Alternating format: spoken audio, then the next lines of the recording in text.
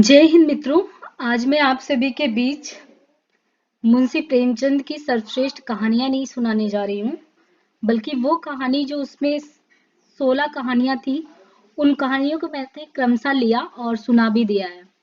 और मैंने एक और भी लेक्चर लिया है कि कहानी और उपन्यास में अंतर क्या होते हैं, और प्रीवियस ईयर में जितने क्वेश्चन आए हुए हैं यूपीएससी में, आप देखते हैं प्रेमचंद की कहानियों से रिलेटेड, उन कुछ क्वेश्चनों पे मैंने डिस्कशन भी किया था।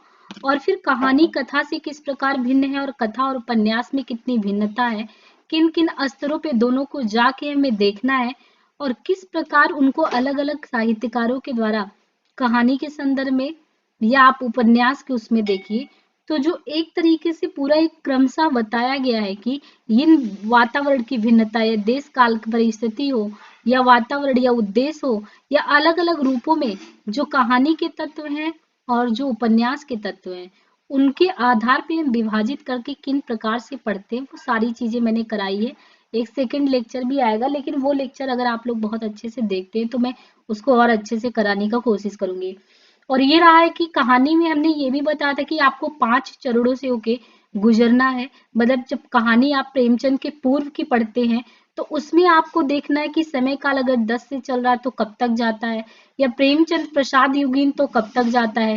प्रेमचंद प्रसाद के बाद अगर जो कहानी हमारे यहाँ पे आई उसका कलेवर चेंज हो गया, वो किन रूपों में आया, तो वहां पे मैंने फिर आपको रोक दिया था और मैंने कहा था कि अब एक दुनिया समानांतर की करीबन 20 कहानियां हैं जो कि राजेंद्र यादव के द्वारा संकलित है। ये अगर हम कहानी सुना देंगे तो जो वर्तमान कहानी का परिदृश्य है, जो समस्याएं हैं समाज में, ये कहानियां उनसे कोरिलेट होती हैं। ये कहानी कुछ आदर्शवादी इस प्रकार में नहीं होगी।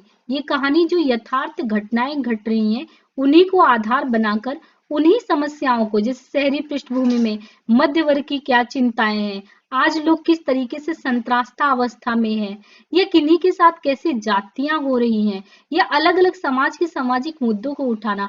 एक दुनिया समानांतर बिल्कुल आपको इस प्रकार दिखेगा। मतलब कहानी का आप नाम जब पढ़ोगे तो आपको खुद ही एक बार लगेगा कि इसका नाम एक दुनिया समानांतर क्यों रखा गया होगा। हर एक चीज के पीछे कुछ ना कुछ उसका रीजन होता है। एक दुनिया समानांतर जब कहानी राजेंद्र यादव ये करते हैं, उनके द्वारा ये संपादित होता है और जो संकलन होता है, तो ये सबसे पहले बताते हैं कि देखिए, एक दुनिया समानांतर की जब मैं लिखता हूँ या विश्लेषण करता हूँ तो मुझे क्या लगता है कि आज के समय में ये नई कहानियों का दौर है।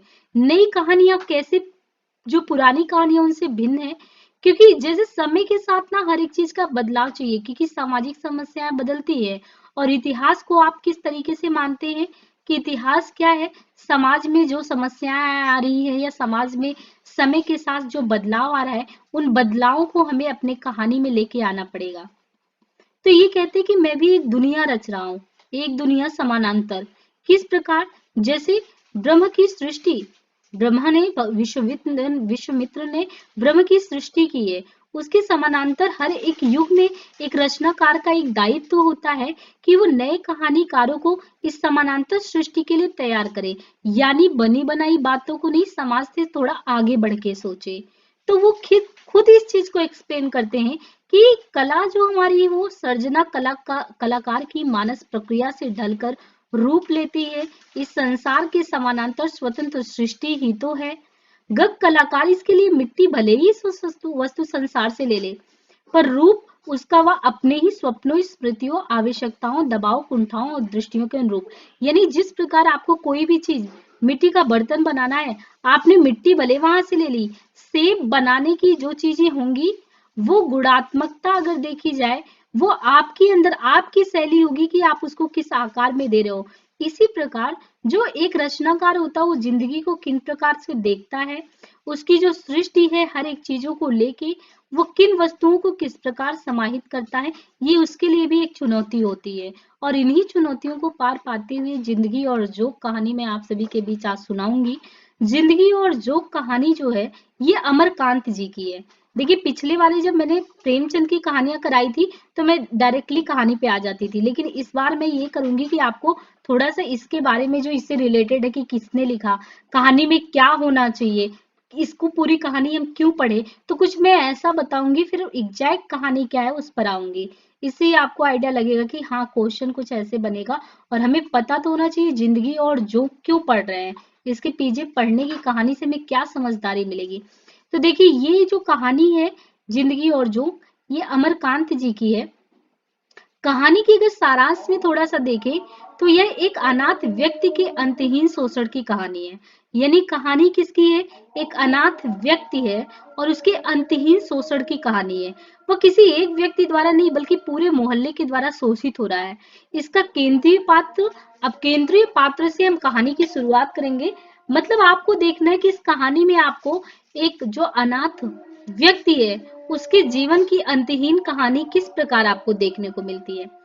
तो देखिए कहानी की शुरुआत इस प्रकार हो रही है कि मोहल्ले में जिस दिन, मतलब ये कह रहे हैं कि मोहल्ले में जिस दिन भी मोहल्ले में जिस दिन उसका आगमन हुआ, सवेरे तरकारी लाने के लिए बाजार जाते समय मैंने उसको देखा था। मतलब ये बता रही कि कोई एंट्री कर रहा मोहल्ले में, और मोहल्ले में जिस दिन उसका आगमन हुआ सवेरे तरकारी लाने के लिए बाजार जाते समय मैंने उसको देखा था।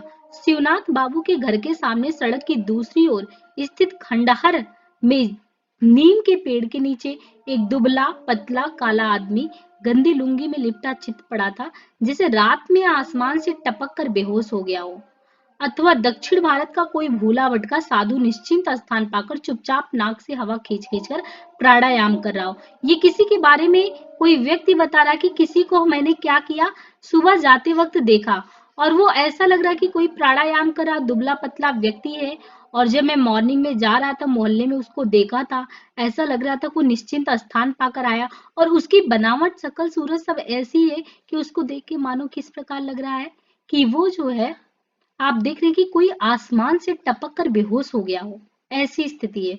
फिर मैंने शायद एक दो बार और भी उसको कठपुतली की भांति डोल डोल कर सड़क को पार करते मोहल्ले के एक दो मकानों के सामने चक्कर लगाते या बैठकर हाँफते हुए भी देखा। इनके अलावा मैंने उसके बारे में उस समय तक कुछ नहीं जाना। रात के लगभग 10 बजे खाना खाने के बाद बाहर आ लेटा था। चैत का महीना था, हवाएं तेज चल रही थी, चारों ओर चुपचाप अंधियारा प्रारंभिक झपकियां ले ही रहा था कि मारो मारो की आवाज हुई, और मैं चौंक पड़ा कि ये मारो मारो की आवाज किसके लिए हो रही है। यह शोरगुल बढ़ता गया। मैं तत्काल उठ बैठा। शायद आवाज शिवनाथ बाबू के घर की है। ये कोई और व्यक्ति बता रहा है कि ये जो चिल्ला रहे थे कि मारो मारो की आवाज, ये शायद शिवनाथ बाबू के हैं। उनकी मकान की ओर से आ रही थी। जल्दी से पांव चप्पल में डाल उधर की ओर मैं चल पड़ा। मेरा अनुमान बिल्कुल ठीक था। शिवनाथ बाबू के सामने जो बता रहे कि मकान है, मकान के सामने भीड़ लगी हुई थी। मोहल्ले के दूसरे लोग भी शोरगुल सुनकर अपने घर से भागे चले आ रहे थे। मैंने भीतर घुसकर देखा और देखकर वहां चकित रह गया। खंडहर का वही भिखमंगा, मतलब ये कह रहे हैं कि जब मैं मॉर्निंग वॉक पे जा रहा था, जिसको मैंने देखा, जिसको मैं आसमान से टपक कर बेहोश हो गया, ऐसा मान रहा हूँ कि कोई दक्षिण भारत का भोला भटका इंसान आ गया है। ये जो मारू मारू की आवाज आ रही है शिवनाथ बाबू के घर के उधर से, ये तो वही व्यक्ति है जो खंडर का वही भिखमंगा है। शिवनाथ बाबू का लड़का रघुवीर, शिवनाथ बाबू जो थे उनके लड़के का नाम क्या था? रघुवीर।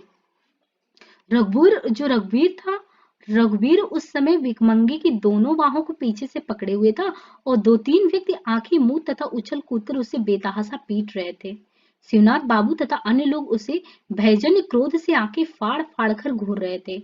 भिखमंगा नाटा था, गोल पिचके हुए, आंखें धसी हुई और छाती की हड्डियां साफ बांस की खपचियों की तरह दिखाई दे रही थी। पेट नाद की तरह फूला हुआ था। वह उसकी पूरी स्ट्रक्चर को बता रहे कि देखिए वो किस प्रकार है। जो भिखमंगा है, आप कह सकते कि अनाथ है ना। भिखमंगा नाटा भी था, गाल पिचके हुए हैं, आंखें धसी हुई हैं और छाती की हड्डियां साफ बांस की खपच्चियों की तरह दिख रही थी। पेट नाद की तरह फूला हुआ, मार पड़ने पर वह बेतहासा चिल्ला रहा था। मैं बरई हूँ, वो कह रहा था, मैं बरई हूँ, बरई हूँ, बरई हूँ। साला छटा हुआ चोर है साहब। शिवनाथ बाबू मेरे पास सड़क आए थे, पर यह हमारा आपका दोष है कि आदमी नहीं पहचानते। गरीबों को देखकर हमारा आपका दिल पसीज जाता है, और मौका भी चौका खुद्दी चुन्नी साग सत्तू दे ही दिया जाता है। आपने तो इसको देखा ही होगा। मालूम होता था महीनों से खाना नहीं मिला है, पर कौन जानता था कि साला ऐसा निकलेगा। हरामी का पिल्ला है। ऐसा कौन कह रहा? शिवनाथ बाबू कह रहे हैं। फिर भिखमंगे की ओर मुड़कर गरज पड़े, बोले कि बता साले साड़ी कहाँ रखी है। अब उस पर जो अनाथ था उस पर एक इल्जाम लगाया जा रहा है। उस पे कह रहे हैं कि ये बताओ बता साले साड़ी कहाँ चुरा के रखी, नहीं वह मार पड़ेगी तो नानी की याद आ जाएगी। और इस तरीके से वो मतलब कि उसको इस तरीके से मार पड़ने की और ये सब कह के उसको एक तरीके से ना मतलब कि दबाने का प्रयास कर रहे हैं। और जैसे ही वो दबाने का उसको प्रयास कर रहे हैं तो आप देख रहे हैं कि वो भी शांत मारने वाला नहीं है। यानी जब इन्होंने कहा कि मतलब कि नहीं तो तुमको मार पड़ेगी, तो वो देखिए क्योंकि वो अनाथ है उतनी समझदारी भी नहीं है, पर इंसान तो इंसान होता है। आप समझदार हैं, इस तरीके से नहीं कहते तो भी काम चल जाता। लेकिन जैसे उन्होंने ये कहा तो उनका गला यानी उसका जो था, उनका गला जोर से चिल्लाने के कारण किंचित बैठ गया। वो जो था सामने भिकमंगा, या आप कह सकते हैं कि वही जो जिसकी दुर्दशा बहुत खराब है, जिसपे ये चोरी का आरोप कर रहे हैं, लगा रहे हैं, वो किंचित बैठ गया था। इसलिए संभवतः थककर वह चुप हो गया। पीटने वालों ने भी इस समय पीटना बंद कर दिया था। लेकिन शिवनाथ बाबू के वक्तव्य से राम जी का सोहदा पहलवान लड़का तन्नू अत्यधिक प्रभावित मालूम पड़ा।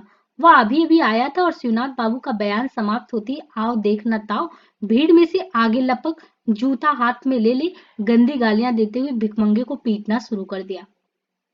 ये वहां से और आए थे, शिवनाथ बाबू का बयान समाप्त नहीं हुआ, ये और जूता लेके पीटने लगे। ये कौन थे? ये सोहदा पहलवान लड़का तन्नू जो था, ऐसा करके था, राम जी का सोहदा करके, एक डेढ़ हफ्ते से मोहल्ले में आया हुआ है। शिवनाथ बाबू जैसे निश्चिंत होकर फिर बोले, लालची कुत्तों की तरह इधर उधर घूमा करता था, सो हमारे घर में दया आ गई थी। एक रोज उसे बुलाकर अपने कटोरे में दाल भात तरकारी खाने को दे दिया। बस फिर क्या था, परख गया था, रोज आने लगा था। खैर कोई बात नहीं थी, आपकी दया से ऐसे 2-3 भर भिखमंगे रोज ही आकर खाकर दुआ दे जाते, या घर में आने लगा तो मौका पड़ने पर एक आध काम भी कर देता था। अब किसको पता था कि आज ये घर से नई साड़ी चुरा ले जाएगा।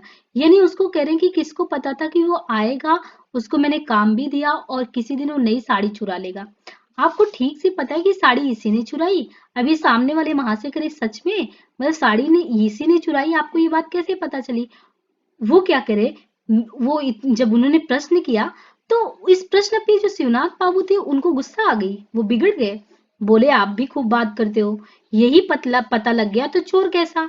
मैं तो खूब जानता हूँ कि ये सब चोरी का माल होशियारी से छिपा देते हैं, और जब तक इनकी कड़ी पिटाई नहीं की जाती कुछ नहीं बताते। यानी वो अनाथ है, वो कुछ नहीं बोलता, वो दिमाग से उस तरीके से तेज नहीं है। इसका क्या मतलब कि आप किसी भी चोरी का आरोप लगा देंगे। सामने वाले व्यक्ति का जो सहृदय भी है, उनका कहने का यही मतलब है कि वो पूछते हैं क्या आपको पता है ये चोर है? तो कहते क्यों नहीं, अगर मैं बोल दूं कि हाँ यही चोर है तो फिर चोर में अंतर ही क्या रह जाएगा। मतलब उनको पता भी नहीं है कि चोर है, लेकिन उनको ये पता है, उनकी पूर्व धारणा ये है कि जो भी इस तरीके से लालची व्यक्ति होगा वो कहीं चुराएगा और चुरा के ले जाके सामान बेच देगा, और इनकी नीयत ही ऐसी होती है। ऐसे होते नहीं कि बोल देंगे कि निम्न जात के लोगों में तो अपना कुछ ऐसा होता ही नहीं है, आप कहेंगे कि अभिमान टाइप में कुछ होता ही नहीं है, कुछ ऐसे ही ये पेश आ रहे हैं। अब यही समझिए कि करीब 7 बता रहे हैं कि करीब 9 बजे साड़ी गायब हुई। जमुना का कहना है कि उसी समय उसने इसको किसी सामान के साथ घर से निकलते हुए देखा। फिर मैं यही पूछता हूँ कि आज 10 वर्ष से मेरे घर का दरवाजा इसी तरह खुला रहता है, लेकिन कभी तो चोरी नहीं हुई। आज ही कौन सी नई बात हो गई कि वह आया और नया ही आया था मोहल्ले में, चोरी बदमाशी शुरू हो गई। अरे मैं इन सालों को खूब जानता हूँ। वह भिखमंगा अब भी तेज मार पड़ने पर चिल्ला उठता। वो वही बस बोलता, उसको जितनी बार ये कोड़े लगाते वो बार बार यही बोलता कि मैं बरई हूँ, ऐसा वो बोलता बराबर। लेकिन इन लोगों को दया नहीं आती। स्पष्ट था कि इतने लोगों को देखकर वह काफी भयभीत हो गया था, बहुत डरा हुआ था, और अपने समर्थन में कुछ ना कहकर वो, आप समझिए कि बेतहाशा अपनी जाति का नाम ले रहा था। जैसे हर जाति के लोग चोर हो सकते हैं लेकिन बरई कतई नहीं हो सकता। ऐसा देखिए उसका खुद का परसेप्शन था कि वो बताता कि मैं बरई हूँ, बरई, उसका ये कहने का मतलब वो किसी भी रूप में कह रहा हो, लेकिन वो इन लोगों को कहता कि मैं बरी हूँ, मुझे छोड़ दो। नए लोग अब भी आ रहे थे, वे क्रोध और उत्तेजना में आकर उसे पीटते और फिर भीड़ में मिल जाते, और जब लगातार मार पड़ने पर उसने कुछ नहीं बताया तो लोग खामखा क्या किए, थक गए। कुछ लोग वहां से सरकने लगे, किसी ने पेड़ में बांधने और किसी ने पुलिस के सुपुर्द करने की सलाह दी। मैं भी कुछ ऐसी ही सलाह देकर खिसकना चाहता था कि शिवनाथ बाबू का मझला लड़का योगेंद्र दौड़ता हुआ आया और अपने पिताजी को अलग ले जाते हुए फुसफुस कर कुछ बातें की। कुछ देर बाद शिवनाथ बाबू जब वापस आए तो उनके चेहरे पर हवाइयां सी उड़ रही थी। एक दो क्षण इधर उधर तथा मेरी और बेचारे की तरफ देखने के बाद वो बोले, अच्छा इस बार छोड़ देते हैं, साला काफी पिट चुका है, आइंदा ऐसा करेगा तो चेतेंगे ऐसा करके। लोग शिवनाथ बाबू को बुरा भला कहकर रास्ता नापने लगे। मैंने उनकी ओर मुस्कुरा कर देखा तो मेरे पास आकर झेपते हुए बोले, इस बार तो साड़ी घर में ही मिल गई। मतलब चोरी का आरोप उस पे लगा रहे थे, साड़ी इनके घर में थी। पर कोई बात नहीं, वो फिर कह रहे हैं कि इतनी उसकी पिटाई करा दी है, थोड़ी सी भी इनके चेहरे पे आप कह सकते हैं कि मुरझाइयां ऐसी कुछ नहीं आई। मतलब ये कह रहे हैं कि कोई बात नहीं, साड़ी तो घर में ही मिल गई, पर कोई बात नहीं, चमार सियार डांट डपट पाते ही रहते हैं, अरे इस पर क्या पड़ी है, चोर चाई तो रात रात भर मार खाते हैं और कुछ भी नहीं बताते। फिर बाई आंख को खूबी देखी। मतलब ये चीज होता नहीं कि उनको इतने से भी ये आभास नहीं हुआ कि जो किया मैंने गलती से हो गया, इसकी पिटाई की नहीं होना चाहिए, ऐसा कुछ नहीं। और दांत खोलकर फिर हंस पड़े। चलिए साहब, नीच और नींबू को दबाने से ही रस निकलता है। देखिए क्या बोले, नीच को और नींबू को, इसको दबाने से ही रस निकलता है। ये वक्तव्य जो प्रेमचंद जी का ना, बहुत गहरी बात है कि जिस तरह आप नींबू को निचोड़ते हैं, वैसे जो निम्नतम है, ये जो नीचा है, उस जात के लोगों को भी जब आप इतना सप्रेस करेंगे, जितना दबाएंगे, वो कहते हैं कि उतना ही रस निकलता, मजा आता है इनको। कभी कभी मुझे आश्चर्य होता कि उस दिन पिटाई के बाद खंडहर का भिकमंगा मोहल्ले में टिके रहने का हिम्मत कैसे कर सका। हो सकता है उसने सोचा हो कि निर्दोष निर्दोष छूट जाने के बाद मोहल्ले के लोगों का विश्वास और सहानुभूति इसको प्राप्त हो जाए, और दूसरी जगह उसे अनिश्चितता का सामना करना पड़ेगा। चाहे जो उसके प्रति मेरी दिलचस्पी अब और बढ़ गई थी। मैं उसको खंडहर में बैठकर कुछ खाते या चुपचाप सोते या मोहल्ले में डगडग सरकते हुए देखता। लोग अब उसको कुछ ना कुछ दे देते। बचा हुआ बासी या जूठा खाना पहले कुत्ते या गाय भैंसों को दे दिया जाता था, परंतु अब औरतें बच्चों को दौड़ा देती कि जाकर भिखमंगे को दे आओ। कुछ लोगों ने तो उसको कोई पहुंचा हुआ साधु महात्मा तक कह डाला। और धीरे धीरे उसने खंडहर का परित्याग कर दिया और आम सहानुभूति एवं विश्वास का आश्चर्यजनक लाभ उठाते हुए जब वो किसी न किसी के आश्रय या दलान में जमीन पर सोने बैठने लगता तो लोग उससे हल्के फुल्के काम भी लेने लगे। दया माया के मामले में शिवनाथ बाबू से पार पाना टेढ़ी खीर है, किंतु भिखमंगा उनके दरवाजे पर जाता ही ना था। मतलब शिवनाथ बाबू के यहाँ वो भिखमंगा उनके द्वार पे नहीं जाता था। लेकिन एक दिन उन्होंने किसी शुभ मुहूर्त में उस लड़के से गुजरते समय संकेत से अपने पास बुलाया और तिरछी नजर से देखते हुए मुस्कुराकर बोले, देख बे, तूने चाहे जो भी किया, हमसे तो यह सब नहीं देखा जाता। दर दर भटकता रहता, कुत्ते सुअर का जीवन जीता, आज से इधर उधर भटकना छोड़ आराम से यहीं रहे और 2 जून की भरपेट खा। पता नहीं यह शिवनाथ बाबू की स्नेह से संभव हुआ या डर से, पर भिखमंगा उनके यहाँ अस्थायी रूप से रहने लगा। उन्हीं के यहाँ उसका नामकरण भी हो गया। उसका नाम क्या था? गोपाल। गोपाल नाम पड़ गया। लेकिन शिवनाथ बाबू के दादा का नाम गोपाल सिंह था, इसलिए घर की औरतों को जबान से वह नाम उतरना नहीं था। क्योंकि अपने से जो बड़े थे, उनके खुद के दादा जो थे, उनका नाम खुद का गोपाल था। जो घर की लेडीज हैं, वो अपना ऐसा तो नहीं है कि ससुर का नाम लेके ऐसा संबोधित करेंगी। उन लोगों के सम्मान पे भी एक आ जाता है। और इसका नाम गोपाल रख दिया, जो ये भिखमंगा था। ये बोले कि नहीं, अब इस भिखमंगे का नाम गोपाल नहीं रखा जाएगा। फिर क्या हुआ, क्योंकि कोई बुलाता ही नहीं था। और इस तरीके से उन्होंने कहा, इसलिए घर की औरतों का जब जबान से नाम ही नहीं उतरता था, उन्होंने उसका नाम रजुआ रख दिया। यानी जो ये भिखमंगा है, इसका नाम इन्होंने रजुआ फिर कर दिया। और धीरे धीरे यही नाम उसका पूरे मोहल्ले में प्रचलित हो गया। किंतु रजुआ के भाग्य में बहुत दिनों तक शिवनाथ बाबू के यहाँ टिकना ना लिखा था। वो बहुत दिन तक उनके यहाँ टिका नहीं। मोहल्ले के लोगों को यह कतई पसंद नहीं था कि केवल 2 जून भोजन पाकर रजुआ विश्वनाथ बाबू से, मतलब उनकी दिन भर सेवा करे, जब भगवान ने उनके बीच एक नौकर। अब देखिए गली मोहल्लों वालों की सोच देखिए। उन लोगों को लगा कि सिर्फ शिवनाथ बाबू कैसे उससे पूरा काम ले सकते हैं, हम लोग भी तो हैं, हम लोगों को भी तो उनसे काम लेना है। तो उन्होंने कहा, जब भगवान ने इतना बढ़िया नौकर हम लोगों के बीच भेजा है, तो हम लोग क्यों चांस छोड़ दें। और अपने तो रास्ते में कोई ना कोई उसको पैसे देकर किसी काम की फरमाइश कर देता। और यदि वह आनाकानी करता तो संबंधित व्यक्ति बिगड़ कर कहता, साला तू शिवनाथ का गुलाम है, वह क्या कर सकते हैं, मेरे यहाँ बैठकर खाया कर, वहां क्या खिलाएंगे, वो बासी भात ही तो तुमको देते हैं। रजुआ शिवनाथ बाबू से अब भी डरता था, इसलिए उनसे छिपा कर ही वह अन्य लोगों का काम करता। किंतु उसको पीटने का, और कह रहे हैं कि उनको पीटने का और व्यक्तियों को भी उतना ही अधिकार था। एक बार जमुना लाल के लड़के जंगी ने रजुआ से 3-4 आने की लकड़ी लाने के लिए कहा। यानी ये बताया गया कि जो रजुआ था, उनसे मतलब कि उन्होंने, उन लोगों ने इस तरीके से उसको काम दिया। उसको बोला कि तुम मतलब कि लकड़ी लेके आओ, ऐसी चीजें ये कहते हैं। और अब देखिए हुआ क्या कि जब उससे लकड़ी मतलब ये पहले तो उसकी पिटाई विटाई कर लिए, ठीक है, पिटाई वगैरह करने के बाद आप देखते हैं उससे बोला गया कि आप वहां पे मतलब उससे वो कहते हैं कि आप एक काम करो कि लकड़ी वगैरह लेके आओ। लेकिन आप देखते हैं कि अब रजुआ को क्योंकि कई जगह से काम मिलने लगा ना, तो रजुआ इन लोगों के पीछे बहुत ज्यादा क्यों मतलब पीछे पीछे होता। ऐसा नहीं है कि इन्हीं लोगों के पीछे रहता। तो आप उसकी कंडीशन देखते हैं, इन लोगों की बातें सुनता तो है, लेकिन अब समय इस प्रकार का आ गया है कि वो कुछ कुछ बातों को आप देख रहे हैं ना कि इग्नोर भी कर देता है। इग्नोर इट मीन्स आप देखिए कि जो रजुआ है, यानी आप देख रहे हैं कि जो रजुआ इन लोगों की सारी बात मतलब उससे कोई छुट्टी का दिन हो, ये सारी चीजें, तो वो जो होता था तो सारी बातों को इनको किस तरीके से लेता था। देखिए रजुआ जो था मतलब ये बताया जा रहा है कि पहले तो इन सारी बातों को बहुत अच्छे से मानता था इनके, लेकिन और रजुआ फौरन आगे आने का वायदा भी कर देता था, चला जाता। लेकिन जब वो किसी काम को लेके वो चला जाता ना, तो शिवनाथ बाबू के घर की औरतें ने उसे इतना काम में बांध रखा था। बाद में वो जब जमुना लाल के यहाँ पहुंचा तो जंगी ने पहला ये काम दिया कि 2 थप्पड़ उसके गाल पर जड़ दिया।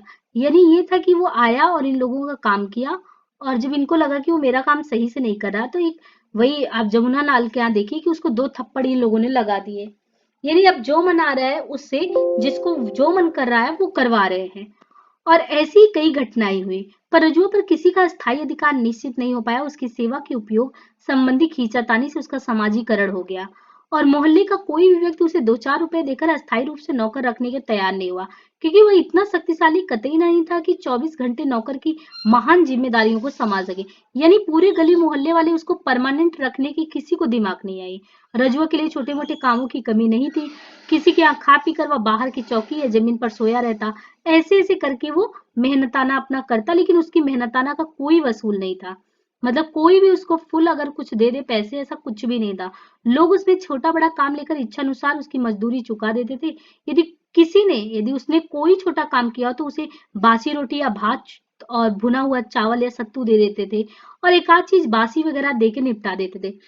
इसी तरीके से कह रहा है कि वह काम कर देता और उसके एवज में किसी दिन कुछ ना कुछ मिल जाता। इसी तरह वो मेरे घर भी आने लगा।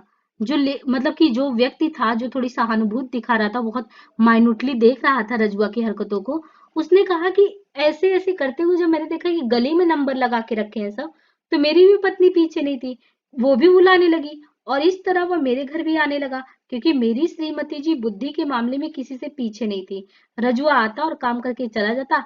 1-2 बार मुझसे भी मुठभेड़ हुई, पर कुछ बोला नहीं, बस मैं देखता था। कोई छुट्टी का दिन था, मैं बाहर बैठा एक किताब पढ़ रहा था। इतने में रजुआ भीतर आया, कोने में बैठकर कुछ खाने लगा। मैंने घूमकर एक निगाह उस पर डाली। उसके हाथ में एक रोटी और थोड़ा सा आचार था, और वह सुअर की भांति चपुड़ चपुड़ खा रहा था। मैं उसकी ओर देखता रहा और मुझे वह दिन याद आ गया जब चोरी के अभियोग में उसकी पिटाई हुई थी। यानी ये कह रहे हैं कि मुझे याद आ गया कि एक बार इसकी पिटाई हुई थी, है ना, चोरी के अभियोग में, चोरी के दोषारोपण में।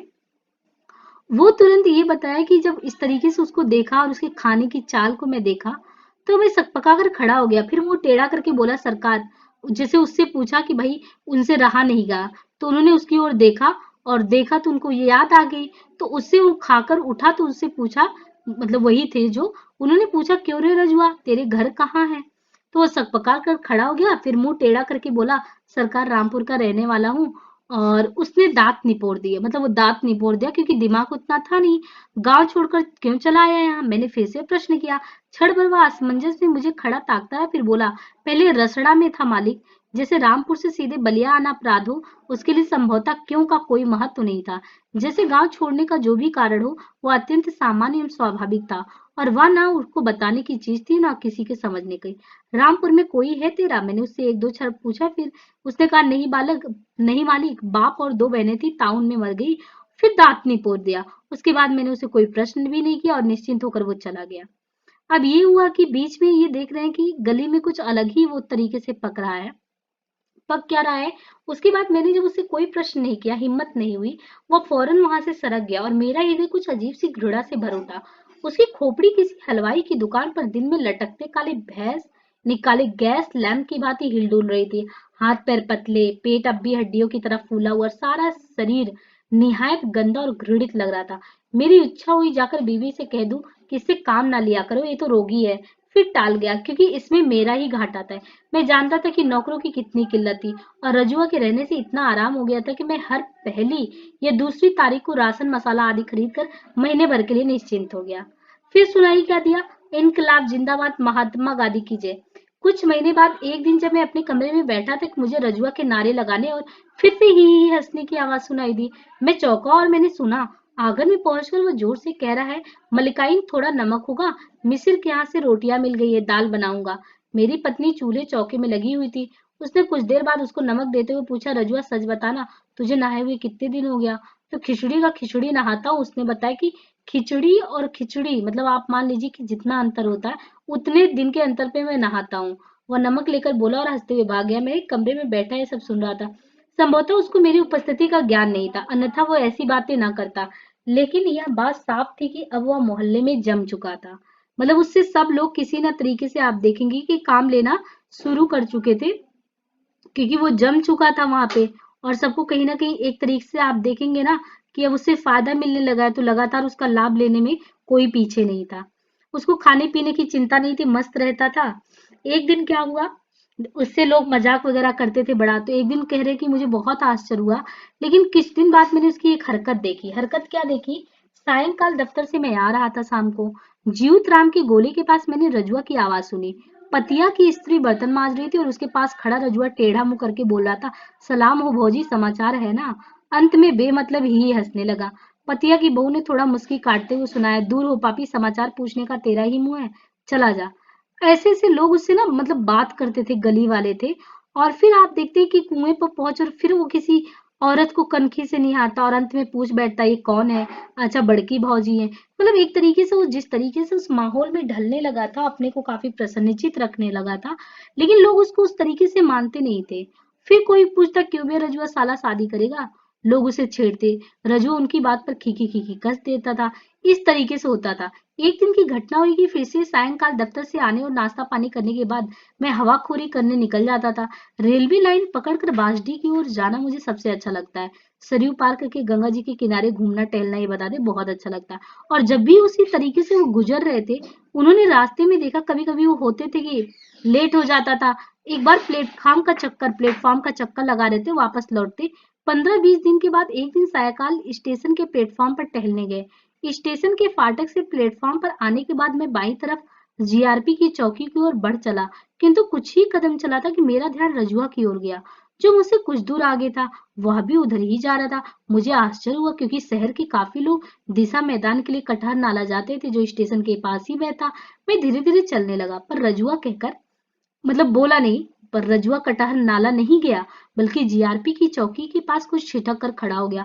अब मुझे कुछ आश्चर्य हुआ कि क्या वह किसी मामले में पुलिस वालों के चक्कर में आ गया। मेरी समझ में कुछ नहीं आया और उत्सुकतावश में तेज चलने लगा। आगे बढ़ने पर स्थिति कुछ कुछ समझ में आने लगी। चौकी के सामने एक बेंच पर बैठे पुलिस के 2-3 सिपाही कोई हंसी मजाक कर रहे थे। उनसे थोड़ी दूरी पर नीचे एक नंगी औरत बैठी हुई थी, और वह औरत कुछ नहीं, एक पगली थी, जो कई दिनों से शहर का चक्कर काट रही थी। उसको मैंने कई बार चौक में तथा एक बार सरयू के किनारे देखा था। उसकी उम्र लगभग 30 वर्ष होगी और बदसूरत, काली तथा निहायत गंदी थी। वह वहां जाती, कुछ लफंगे हा हू करते उसके पीछे। वे उसे चिढ़ाते, उस पर ईंट फेंकते, और जब वो तंग आकर चीखती चिल्लाती भागती तो लड़के उसके पीछे दौड़ते। रजू उस पगली के पास ही खड़ा था। वह कभी संकित आंखों से पुलिस वालों को देखता, फिर मुंह फैलाकर हंस पड़ता और मुटुर मुटुर पगली को ताकने लगता। परंतु पुलिस वाले संभवतः उसकी ओर ध्यान नहीं दे रहे थे। फिर मुझे बड़ी शर्म हुई, मालूम, किंतु मैं इतना समीप पहुंच गया था कि अचानक घूमकर लौटना भी जरूरी नहीं समझा। असली बात जानने की उत्सुकता भी थी। मैं शून्य की ओर देखता हुआ आगे बढ़ा, लेकिन लाख कोशिश करने पर दृष्टि उधर चली ही जाती।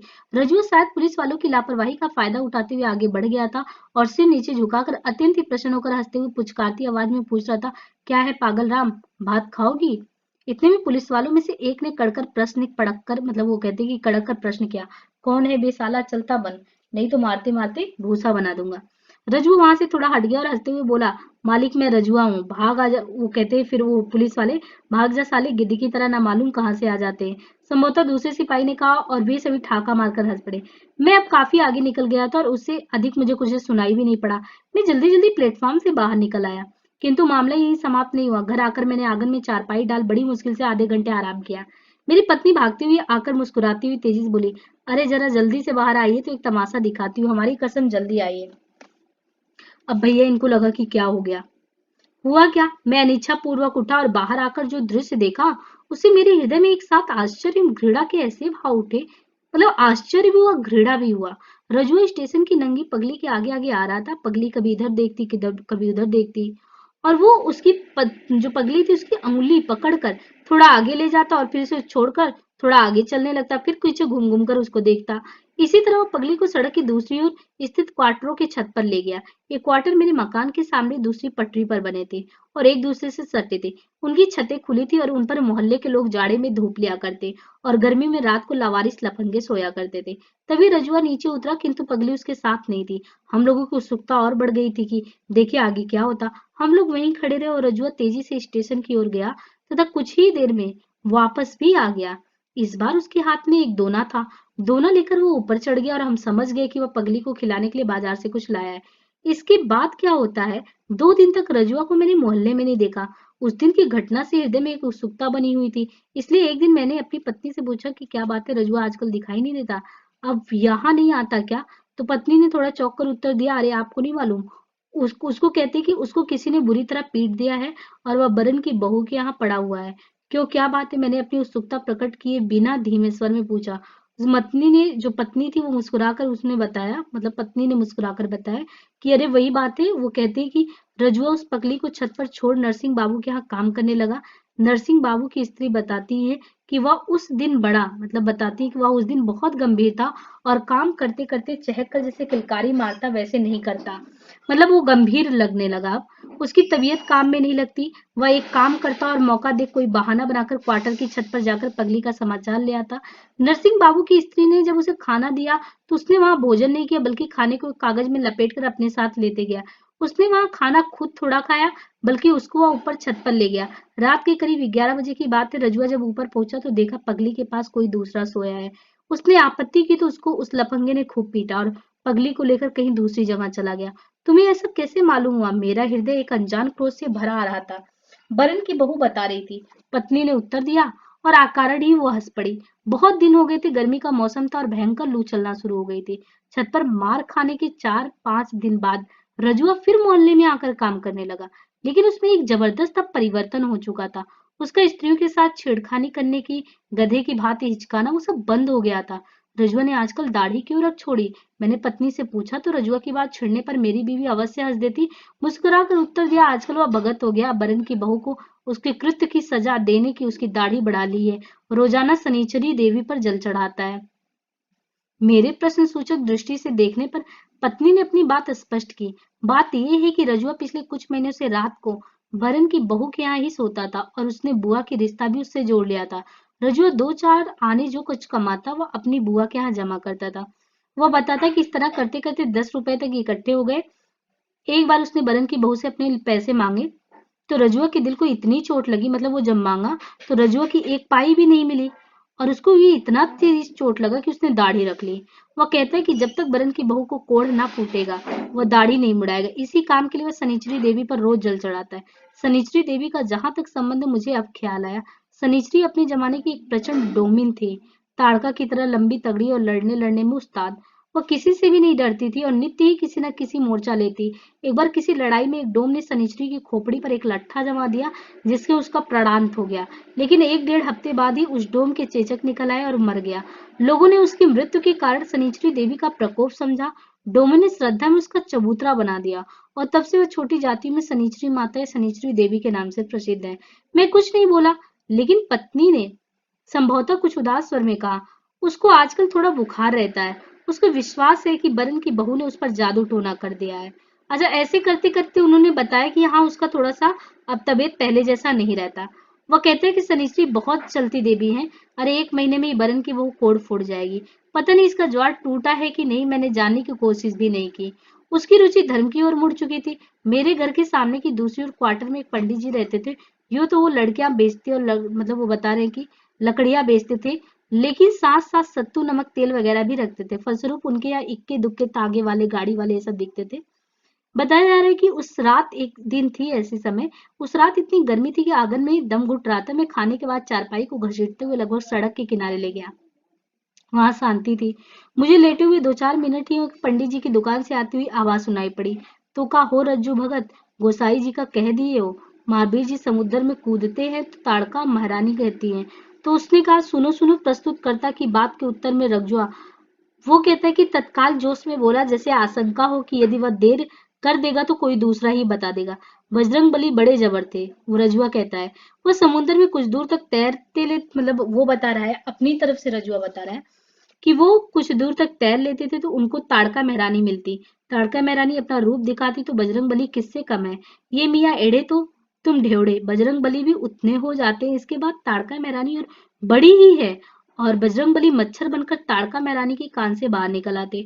तो ये रज्जू भगत, गांधी महात्मा भी तो जेल से निकल आते। किसी दूसरे ने पूछा। रजुआ ने और जोर से बताया, सुनो सुनो, कहानी महात्मा को सरकार जब जेल में डाल देती तो एक दिन क्या होता है, सभी सिपाही प्यादा के होते हुए गांधी महात्मा जेल से निकल आते और सबकी आंखों पर पट्टी बंधी रह जाती है। गांधी महात्मा, वो बताता है कि गांधी महात्मा 7 समुद्र पार करके जब दिल्ली पहुंचते हैं तो सरकार उन पर गोली चलाती। गोली गांधी महात्मा की छाती पर लगकर 100 टुकड़े हो जाती। और इस तरीके से वो इतना मतलब बढ़ा चढ़ा के बोल रहा है। और गली वाले उससे ना बहुत ज्यादा अभी प्रसन्न है। उनको क्या लग रहा है कि यार ये तो रजुआ काफी बदल चुका है, और सब दिलचस्पी भी लेते हैं। उसकी दाढ़ी जैसे जैसे बढ़ती गई, रजुआ का धर्म प्रेम का समाचार भी फैलता गया। निचले तबके के लोगों ने अब वह रज्जू भगत के नाम से उसको पुकारने लगा।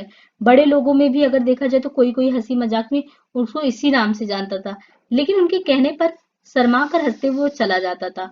पर छोटी जाति के समाज में वो कुछ ना कुछ ऐसे कह गुजरता जो सबसे अलग होता।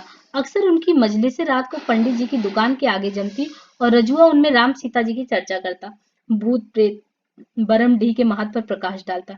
लेकिन इतनी धार्मिक चर्चाएं करने, शनिश्चरी देवी पर जल चढ़ाने, दाढ़ी रखने के बावजूद उसकी मनोकामना पूरी नहीं हुई। शाम को दफ्तर से लौटा ही था कि बीबी ने चिंता स्वर में सूचना दी, अरे जानते नहीं, रजुआ को हैजा हो गया है। उन दिनों गर्मी अपनी चरम सीमा पर थी और गड्ढे तथा बम पुलिस की गली में जो शहर के अत्यधिक गंदे स्थान थे, हैजे की कई घटनाएं हो चुकी थी। मुझे आश्चर्य नहीं हुआ, क्योंकि रजुआ को हैजा ना होता तो और किसको होता। जिंदा है या मर गया, मैंने उदासीन स्वर में पूछा। मेरी पत्नी ने अफसोस प्रकट करते हुए कहा कि क्या बताए, मेरा दिल छटपटा कर रह जाता। वही बेचारा खंडहर में पड़ा है, क्या दस्त से पस्त हो गया। लोग बताते कि आधे घंटे में मर जाएगा, कोई दवा दारू तो है नहीं, कौन उसका सगा बैठा जो दवा दारू करवाएगा।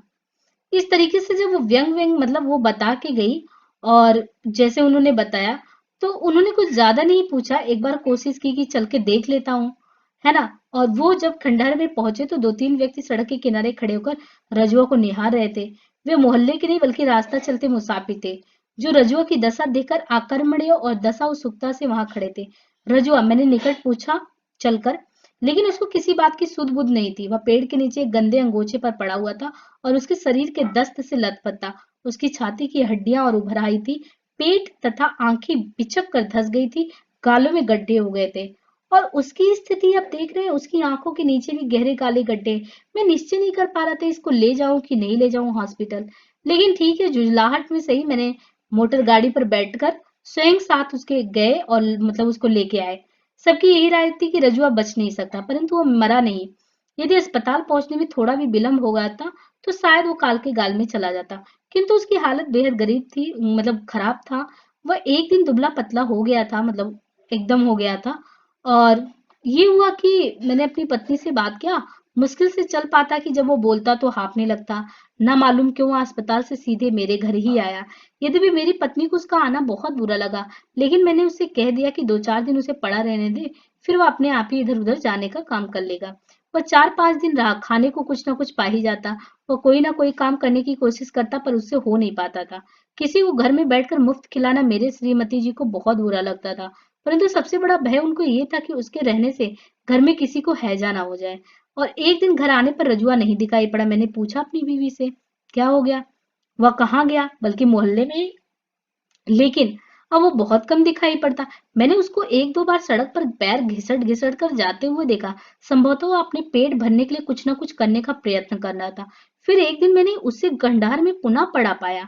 शिवनाथ बाबू अपने दरवाजे पर बैठ अपने शरीर में तेल की मालिश कर रहे थे। मैंने उनसे जाकर नमस्कार करते हुए पूछा, रजुआ खंडहर में क्यों पड़ा हुआ है? ऐसे फिर हैजा हो गया क्या उसको? तो जब वो वहां पे गए पूछे तो श्रीनाथ बाबू बिगड़ पड़े। गोली मारिए साहब, आखिर कोई कहाँ तक रहे? अब साले को खुजली होती है, जहां चाहता खुजलाने लगता, कौन उससे काम कराए? फिर काम भी तो वो कर नहीं पाता। साहब अभी 2-3 रोज की बात है, मैंने कहा एक गड़गड़ा पानी ला दो। गया जरूर, लेकिन कुएं से उतरते समय गिर गए बच्चों। पानी तो खराब हो गया, गागरा गगरा भी टूट गया। मैं कुछ नहीं बोला, चुपचाप घर लौट आया। घर जाकर मैंने पत्नी से पूछा, तुमने रजुआ से कुछ कहा तो नहीं?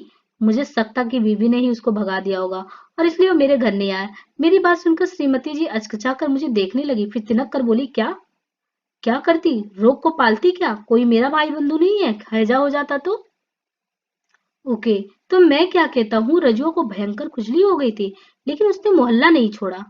वह अक्सर खंडार में बैठकर अपने शरीर को खुजलाता रहता, खाने की आशा में उधर उधर चक्कर लगाता। कभी कभी मेरे घर के सामने लकड़ी वाले पंडित के यहाँ भी जाता। आषाढ़ चढ़ गया था और बरसात का पहला पानी पड़ चुका था। शनिवार का दिन था। सवेरे लगभग 8 बजे मैं दफ्तर काम लेकर बैठ गया, लेकिन तबीयत नहीं लगी। बाहर नाली में वर्षा का पानी पूरे बैग से दौड़ रहा था और शरीर पर पुरवाई के झोंके आ लगते। मैं कलम मेज पर रख दी और कुर्सी पर सिर टेक कर बैठ गया। यदि एक आहट न चौंका दिया होता तो मैं सो जाता। मैंने आंखें खोलकर बाहर झांका तो एक दिखा क्या, लड़की के शरीर पर एक गंदी धोती थी और चेहरा मैला था। मुझे संदेह हुआ कि कोई चोर चाई तो नहीं है। मैंने डपट कर पूछा, कौन है रे? तो लड़का दुबक कर कमरे में घुसा और निधड़क बोला, सरकार रजुआ मर गया, उसी के लिए आया हूँ। और अंत में हंस पड़ा। मर गया? कब मरा? कहाँ मरा? मैंने आश्चर्य मुंह बनाकर, मतलब वो आश्चर्य में पड़े और मुंह बनाकर एक ही साथ उससे कई प्रश्न पूछ लिए। लड़के ने फिर हंसते हुए कहा, हाँ सरकार, वो मर गया। मालिक, इस कार्ड पर उसके गांव की एक चिट्ठी लग दीजिए। जब उनको ऐसा पता चला, उन्हें एक बार लगा कि ऐसा सही होगा। मैंने उसके आगे रजुआ के संबंध में कुछ नहीं पूछा। मैं अचानक डर गया कि यदि मैंने मामले में अधिक दिलचस्पी दिखाई तो हो सकता कि मुझे उसकी लाश भी फूकनी पड़े। लड़की के हाथ में एक पोस्ट कार्ड था, जिसको लेते हुए मैंने सवाल किया, इस पर क्या लिखना होगा? लिखा कि उसके गांव का पता लिख दीजिए। मालिक, रामपुर के भाजन राम बरई के यहाँ लिखना होगा। लिख दीजिए कि गोपाल मर गया। लड़की की आवाज कुछ ढीठ हो गई थी। गोपाल? जी हाँ, वहां तो उसका यही नाम है, गोपाल ही। मैंने पोस्टकार्ड पर तेजी से मजबून तथा पता लिखा और पत्र को लड़के के हवाले कर दिया। मैं लड़के से पूछना चाहता कि तू कौन है, रजुआ कहाँ मरा, उसकी लाश कहाँ है, परंतु मैंने उससे कुछ नहीं पूछा। सच कहता हूँ, रजुआ के मृत्यु का समाचार सुनकर मेरे हृदय को अपूर्व शांति मिली। क्यों? जैसे दिमाग पर पड़ा हुआ बहुत बड़ा बोझ हट गया हो। उसको देखकर मुझे सदा घृणा होती थी और कभी कभी सोचकर कष्ट होता था कि इस व्यक्ति ने सदा ऐसे प्रयास किए जिसको इससे किसी से भीख ना मांगनी पड़े, और उसको भीख मांगनी भी पड़ी तो इसमें उसका दोष कतई नहीं था। मैंने इसके कई बार क्रोधवश ये सोचा कि यह कमबख्त एक ही मोहल्ले से क्यों चिपका हुआ है, घूम घूम कर शहर में भीख क्यों नहीं मांगता। मुझे कभी कभी लगता है कि वह किसी का मोहताज ना होना चाहता था और इसके लिए उसने लगातार कोशिशें भी की, जिसमें वह असफल रहा। चूंकि वह मरना नहीं चाहता था, इसलिए जोंक की तरह जिंदगी से चिपटा रहा। लेकिन लगता है जिंदगी स्वयं जोक सरीखी उससे चिमटी थी और धीरे धीरे उसके रक्त के अंतिम बूंद तक पी गई। रजुआ को मरे 3-4 दिन हो गए थे। सारे मोहल्ले में यह समाचार उस दिन फैल गया था। मोहल्ले वालों ने अफसोस किया और शिवनाथ बाबू तो यहाँ तक कह दिए कि आदमी तो बड़ा ईमानदार था। रात के करीब 8 बजे तो मैं बाहरी ओसारे में सो रहा था, बैठा था। आसमान में बादल छाए थे और सारा वातावरण इतना शांत था जैसे किसी षड्यंत्र में लीन हो। बगल की चौकी पर रखी धुंधली लालटेन कभी कभी चकमक कर उठती और उसके चारों ओर उड़ंगे पतंगे ऐसा करते, उड़ते पतंगे कभी कमीज के अंदर घुस जाते। मैं भीतर जाने के उद्देश्य से उठा कि सामने एक छाया देखकर एकदम डर गया। रजुआ की शकल का नरकंकाल भीतर चला आ रहा था। सच कहता हूँ, यदि मैं भूत प्रेत में विश्वास करता ना, तो उस दिन तो मैं चिल्ला उठता, भूत भूत। मैं आंखें फाड़ फाड़ कर देख रहा था। डर कंकाल धीरे धीरे सिमटता, घिसटता हुआ आ रहा था। ये तो रजुआ ही था। ठठरी मात, क्या वह जिंदा है? वह मेरे और निकट आ गया। संभवतः मेरी परेशानी भांपकर बोला, सरकार मैं मरा नहीं, जिंदा हूँ। अंत में वह सूखे ओठों से हंसने लगा। तब वह लड़का क्यों आया था? मैंने गंभीरतापूर्वक उससे प्रश्न किया। उसने पहले दांत निपोड़ दिए, फिर बोले, सरकार वो गुदड़ी बाजार के बचन राम का लड़का है, मैंने ही उसको भेजा था। बात ये हुई थी सरकार कि मेरे सिर पर कौवा बैठ गया था। हजूर, कौवे के सिर पर बैठना बहुत अशुभ माना जाता है और उससे मौत आ जाती है। फिर गांव पर चिट्ठी लिखने का क्या मतलब? मेरी समझ में अब भी कुछ नहीं आया था। उसने समझाया, सरकार या मऊत, जो मतलब उनकी लैंग्वेज में, सरकार या मऊत वाली बात किसी सगे संबंधी के यहाँ लिख देने से मऊत का जो संकट है वो टल जाता है। भजराम बरई मेरे चाचा होते हैं। मालिक एक और कार्ड है, इस पर लिख दे सरकार कि गोपाल जिंदा है, मरा नहीं। मैंने पूछना चाहा कि तू क्यों नहीं आया, लड़के को क्यों भेज दिया, लेकिन ये सब व्यर्थ था। संभवतः उसने सोचा हो कि उससे उसका मतलब कोई ना समझे और लोग बात का मजाक बनाकर दूर दुरा दें। मैंने पोस्ट कार्ड लेकर उस पर उसकी इच्छा अनुसार लिख दिया। पोस्ट कार्ड लौटाते समय मैंने उसके चेहरे को गौर से देखा। उसके मुख पर मौत की भीषण छाया नाच रही थी और वह जिंदगी से जोंक की तरह चिमटा था। लेकिन जोंक वह था या जिंदगी? वह जिंदगी का खून चूस रहा था या जिंदगी उसका? ये चीज मैं तय नहीं कर पाया।